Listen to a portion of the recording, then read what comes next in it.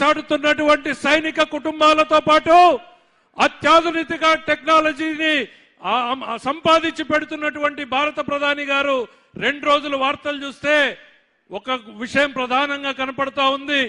Israel టెక్నాలజీతో ఇండియాలో డ్రోన్లు తయారవుతున్నాయని. టెక్నాలజీలో ఇజ్రాయెల్ ప్రపంచంలో అమెరికా కన్నా ముందుందన్న విషయం మనం ఈ రోజు తెలుసుకుంటే 30 సంవత్సరాల క్రితమే ఓ నాయకుడు ఇజ్రాయెల్ గొప్పతనం గురించి తెలుసుకుని ఆ ఇజ్రాయెల్ ఎక్కడుందో కూడా నాకు తెలియదు.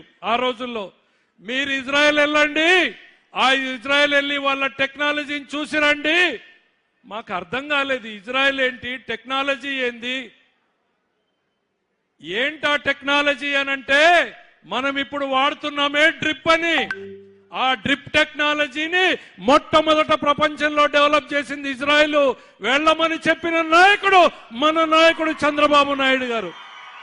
30 సంవత్సరాల క్రితం భారతదేశం కాదు ప్రపంచంలో ఎవ్వరూ ఆలోచన చేయని రోజుల్లో రాయలసీమ తలరాతలు మారాలంటే, రాయలసీమ రైతు జీవితాల్లో వెలుగు నింపాలంటే నీళ్లు కావాలి, నీళ్ల ఉపయోగాన్ని మెరుగుపరచాలి, అది ఒక డ్రిప్ ద్వారానే సాధ్యమని చెప్పి ఆ రోజు కమిటీలో మమ్మల్ని కూడా పంపించి మొట్టమొదటిసారి భారతదేశంలో ఆంధ్రప్రదేశ్లోనే ఇంట్రడ్యూస్ చేశాం.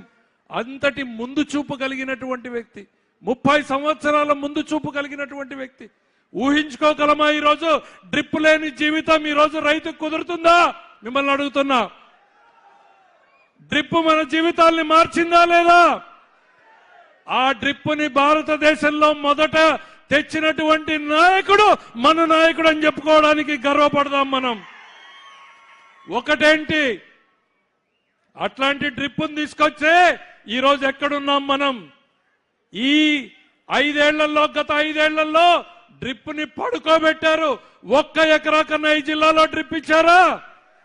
ఒక్క ఉరవకొండ నియోజకవర్గంలోనే 800 కోట్లతో మెగా డ్రిప్ ఇరిగేషన్ ప్రాజెక్టు చేస్తే పైపులు తుప్పు పడిపోతున్నాయి. 1 అడుగు ముందుకు పడలేదు 5 ఏళ్లలో.